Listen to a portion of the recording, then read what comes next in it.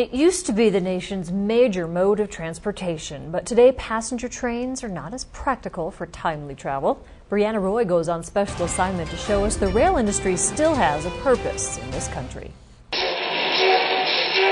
The steam engine train chugged into Montana more than a century ago, speeding up the state's economy for lumber and other raw materials. With tracks laid out through Montana's major cities, train was the way to travel in those days. In the old days, in the early days of railroading, passengers were a very big part of why the railroads existed. And today, that's, especially in the western part of the United States, that's not why we exist. Today, trains haul tons and tons of freight. From coal to cement, lumber to diesel, and windmill blades to Boeing 737 fuselages, our trains are still moving the building blocks of our society. Montana is in a unique position with our raw materials that there is increased demand domestically and internationally for those commodities, and I think that that will benefit the shippers of Montana. Montana Rail Link owns and operates around 1,000 miles of railroad from Huntley, Montana to Sandpoint, Idaho. It's the same route originally built by the Northern Pacific in the late 1800s. The forefathers before us did a great job of laying out the lines because very little has changed as far as the routes.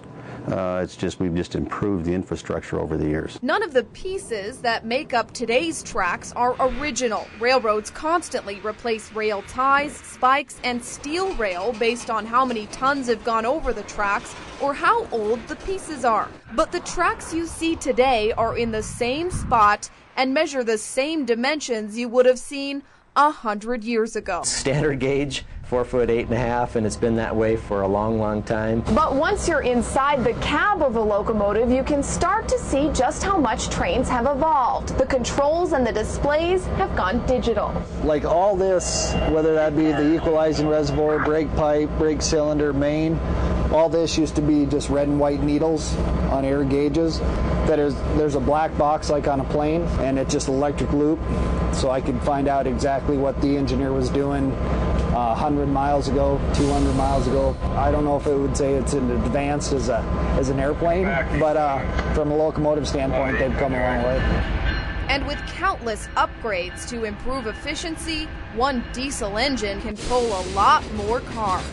If you go way back in history, you had trains that were probably 10 cars long. The equipment just wasn't, sophisticated enough to do anything different than that.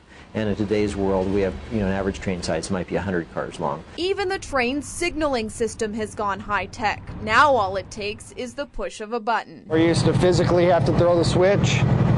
Now it's pretty easy. Okay, we'll line him up.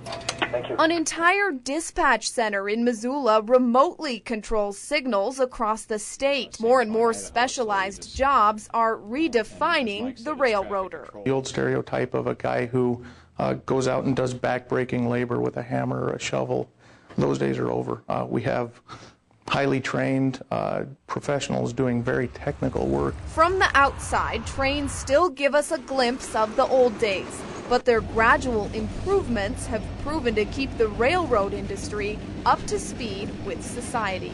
It's a slow-paced growth model. I mean, we're not like Microsoft, we're not like Apple. We're not going to come out with the next gee whiz thing that's going to all of a sudden make us 4 times more valuable and make us all sorts of money.